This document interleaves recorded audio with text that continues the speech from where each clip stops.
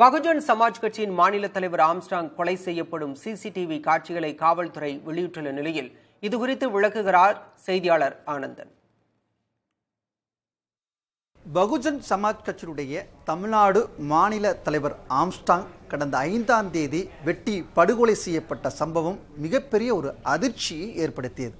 சம்பவத்தில் ஈடுபட்ட நபர்கள் 8 பேர் காவல் நிலையத்தில் சரணடைந்தனர்.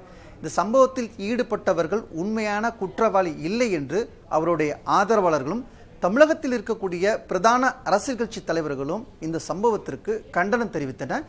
உண்மையான குற்றவாளியை கண்டறிய வேண்டும் என்று காவல்துறைக்கு வேண்டுகோள் விடுத்தனர். இந்த நிலையில்தான் சென்னை காவல்துறை ஆம்ஸ்ட்ராங் வெட்டி படுகொலை செய்யப்பட்ட சம்பவம் தொடர்பாக ஒரு வீடியோ ஒன்றை வெளியிட்டிருக்கிறது. கைது செய்யப்பட்ட நபர்கள் என்ன மாதிரியான சம்பவத்தில் ஈடுபடுகிறார் என்று நாம் இப்போது பார்க்கலாம்.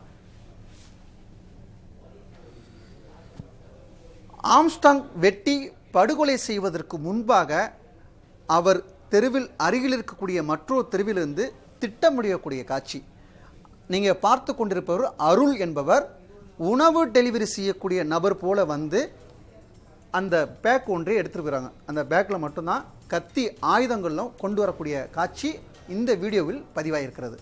அதே போல் ஆம்ஸ்ட்ராங் அவர்கள் அந்த பகுதியில் ஒரு வீடு ஒன்று கட்டி வருகிறார். தினந்தோறும் அந்த வீட்டை பார்ப்பது வழக்கமாக வைத்து வருகிறார். இதில் தான் சரியாக திட்டமிட்டு இந்த சம்பவத்தில் ஈடுபட்டவர்கள் இந்த சம்பவத்தை அரங்கேற்றி இருக்கிறார்கள். முதலாவதாக உணவு டெலிவரி செய்வது போல நோட்டமிட்டக்கூடிய காட்சி. அதில் தான் சிவசக்திவேல், இதற்கு முன்பாக கோகுல், அருள் என தொடர்ந்து அவர்கள் வரக்கூடிய காட்சி நீங்கள் பார்த்து கொண்டிருப்பது அருள், பொன்னை பாலு அவர்கள் திட்டமிட்டு ஆம்ஸ்ட்ராங் அவர்கள் எங்கே நிற்கிறார் என்று பார்த்து வெட்டக்கூடிய காட்சி. இவர்தான் ராமு என்ற வினோத். முதலாவதாக ஆம்ஸ்ட்ராங் அவர்களை வெட்டக்கூடிய காட்சி பதிவாயிருக்கிறது. அதற்கு அடுத்தது இப்போ நீங்கள் பார்ப்பது திருவேங்கடம். பின்புறமாக அவர் வெட்டக்கூடிய காட்சி இந்த வீடியோவில் பதிவாயிருக்கிறது.